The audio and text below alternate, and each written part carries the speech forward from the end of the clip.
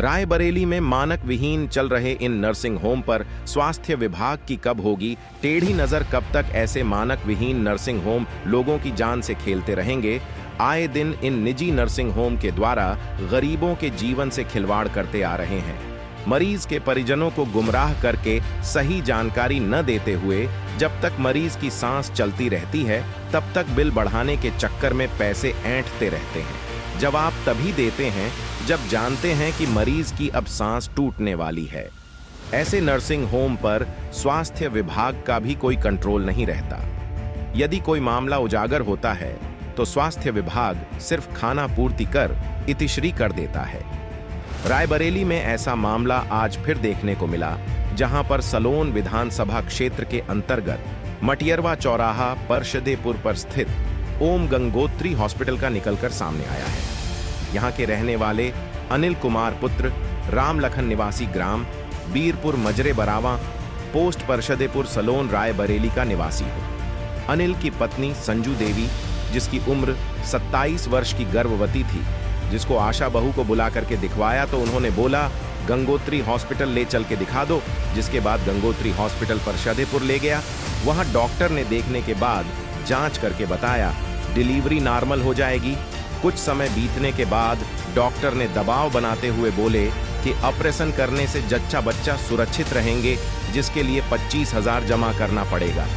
प्रार्थी के पास 15,000 था, जिसको मैंने जमा कर दिया था। उसके बाद प्रार्थी ने डॉक्टर से बोला कि शेष पैसे सुबह जमा कर दूंगा। ऑपरेशन के बाद पत्नी की हालत सीरियस होती चली गई थी, जिसके डॉक्टर ने लखनऊ ले जाने के लिए बोला। उन्होंने अपने माध्यम से भिजवाया था। वहां डॉक्टर ने बताया कि ऑपरेशन करते टाइम पेशाब की नाली को ब्लैक कर दिया गया था, इसलिए इसका बचना मुश्किल है। कुछ देर पत्नी की डेथ हो गई। मैंने डॉक्टर साहब से फोन से संपर्क किया और मैंने कहा मेरी पत्नी नॉर्मल थी तो अपने ऑपरेशन करके मुझसे पैसा भी ले लिया। उसके डॉक्टर ने बोला कि मैंने ऑपरेशन कर दिया है, मेरी जिम्मेदारी खत्म है, मैंने आपको दूसरे हॉस्पिटल में भेज दिया है।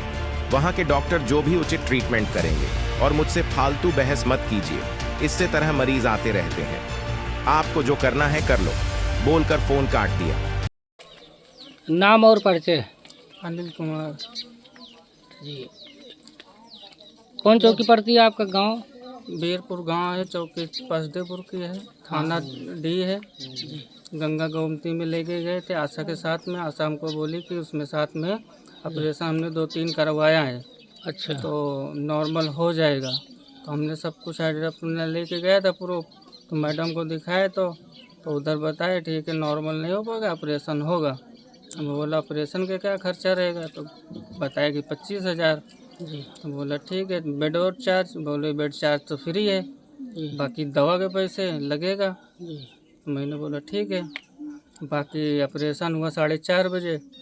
उसके बाद हमको 10:30 बजे रिफ़र कर दिया लखनऊ के लिए।